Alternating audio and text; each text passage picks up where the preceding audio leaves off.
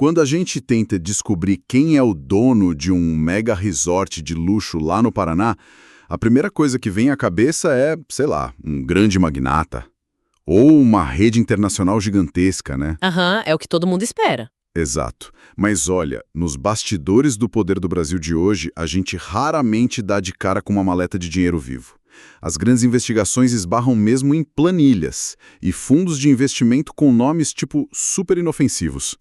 Essa é bem a realidade da arquitetura financeira moderna, sabe? A grana pesada não circula em espécie.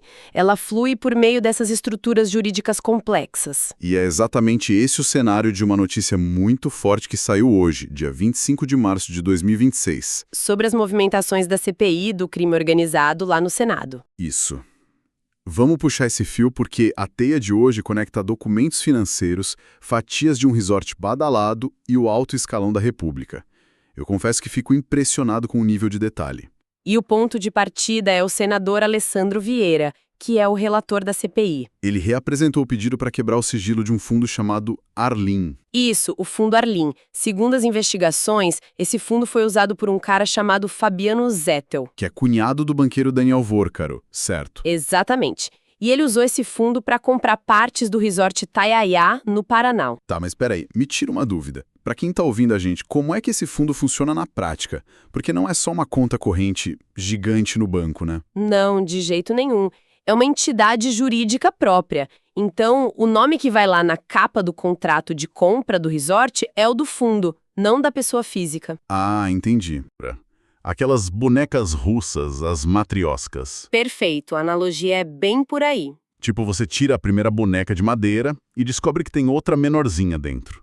Então, investigar esse fundo Arlim seria só destampar a primeira boneca dessa estrutura toda. É exatamente isso. O capital quase nunca viaja em linha reta nessas operações milionárias. Ele passa por intermediários, gestoras e, muitas vezes, por outros fundos. Entendi. O objetivo deles não é só ver o saldo bancário. Não. A comissão pede essa quebra de sigilo para descobrir de onde o recurso saiu, lá no começo, antes de virar tijolo e cimento no resort. E é aqui que a coisa fica realmente interessante. Porque o senador não parou nessa primeira boneca, não. Não mesmo. Ele pediu a quebra de sigilo de um segundo fundo que se chama Leal. E o detalhe é que esse fundo Leal é o único cotista do fundo Arlim. E isso é fundamental para entender a jogada. Quando a gente diz no jargão financeiro que um fundo é o único cotista de outro, significa que o patrimônio não está diluído entre vários investidores. Tá tudo concentrado. Exato. Pertence 100% a uma única entidade. É como um cofre particular que opera sob as regras do mercado financeiro. Mas olha só, o documento aponta que tanto o Fundo Leal quanto o Fundo Arlim pertencem ao mesmo Fabiano Zettel. A mesma pessoa. Então, se os dois fundos são do mesmo cara e um é dono do outro, qual é o sentido prático de criar essa duplicidade? Isso não é o equivalente a tentar esconder a carteira dentro do próprio bolso do casaco? Rende mais trabalho, mas na verdade cria uma camada extra de blindagem burocrática, né? E jurídica também. Como assim? Cada fundo tem seu próprio CNPJ, seus próprios administradores, suas regras de compliance. Se a investigação foca só no fundo que comprou o resort... A trilha morre ali. Exato, a trilha para ali. Eles descobrem que o dinheiro veio de um segundo fundo e não de uma conta pessoal. Por isso que a CPI precisa fazer uma quebra de sigilo em cascata. Ah, faz todo sentido agora. Eles precisam mapear como o dinheiro entrou na estrutura para começo de conversa. Exatamente. Como mulher e analista, eu fico muito atenta a esses movimentos porque eles mostram como o sistema se protege. E essa urgência toda no rastreamento ganhou uma proporção gigante por conta de um detalhe que atrai holofotes do país inteiro. O envolvimento do STF. Pois é, o Resort Taiaiá tem ligações conhecidas com o ministro do Supremo Tribunal Federal, Dias Toffoli. Que eleva o nível da investigação para outro patamar. Quando o empreendimento tem qualquer intersecção com um membro da corte máxima do país, rastrear a origem do dinheiro deixa de ser só uma auditoria. Vira uma exigência de interesse público. Totalmente institucional. A comissão tem que garantir uma visão absolutamente cristalina sobre quem está financiando o quê, justamente para dissipar qualquer dúvida sobre a origem do capital. No fim das contas, tentar entender a política atual sem olhar para essas matrioscas financeiras é perda de tempo, né? A CPI está literalmente escavando camadas de planilhas para chegar na raiz. É o clássico sigo dinheiro. Só que atualizado para essa era dos fundos exclusivos e dessas barreiras corporativas. E isso levanta uma questão maior. As regras atuais permitem criar esses labirintos legais perfeitos. Mas quando o mercado financeiro privado e as altas esferas da justiça cruzam caminhos no mesmo destino de férias... Pois é. A transparência já não deveria ser a regra desde o início, em vez de algo que precisa ser duramente escavado por uma CPI. Fica aí a reflexão para quem está ouvindo a gente. O relógio marca o exato minuto em que o investigado cruza as portas da Polícia Federal em São Paulo. Ele vai se entregar. É, assim, o ápice da tensão. Mas em vez de uma frente unida da defesa, a equipe jurídica simplesmente racha ao meio. Pois é, uma ruptura total. E bem na hora H. Exato. Bem-vindos a mais um mergulho profundo aqui no Radar Brasil. Se quem está acompanhando gosta de saber os verdadeiros bastidores do poder, já deixa o like, se inscreve no canal e comenta aqui embaixo de qual cidade está assistindo para a gente fortalecer a nossa comunidade. Hoje, a gente analisa essa implosão na defesa do pastor e empresário Fabiano Zettel, cunhado de Daniel Vurcaro. Tudo isso com base nas reportagens do UOL, desse 25 de março de 2026. E olha, é um cenário que chama muita atenção, viu?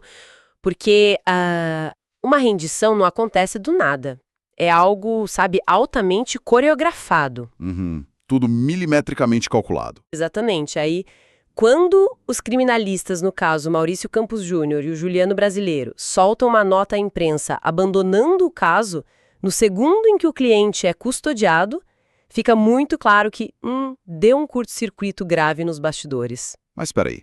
Não é exatamente na hora da prisão que a pessoa mais precisa daquele advogado que conhece o processo de ponta a ponta? Com toda certeza. A impressão que dá é que a estratégia virou pó, tipo no trajeto até a sede da PF, o que causa uma ruptura tão imediata assim, bem na porta da delegacia. Então, o timing é a chave para a gente entender a gravidade disso. A defesa alegou o famoso motivo de foro íntimo. Ah, o clássico foro íntimo. A gente ouve muito isso. Pois é. Para quem acompanha o mundo jurídico, não é novidade que essa é a saída elegante, o padrão para preservar o sigilo profissional.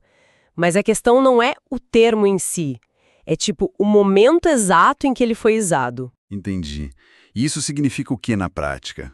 Uma quebra de confiança dessa magnitude no instante da rendição geralmente indica que o cliente tomou uma decisão que os advogados originais não podem ou simplesmente não querem bancar. Caramba, então vamos destrinchar essa mecânica. Se a defesa abandona o barco desse jeito, a primeira teoria que vem à mente é, sei lá, uma mudança radical de rota. Tipo uma delação premiada, né? É o que todo mundo pensa logo de cara. Sim. E se o cliente decide colaborar? Por que a equipe sairia?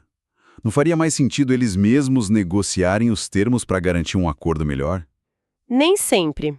E aí a gente entra naquela engrenagem pesada do direito criminal.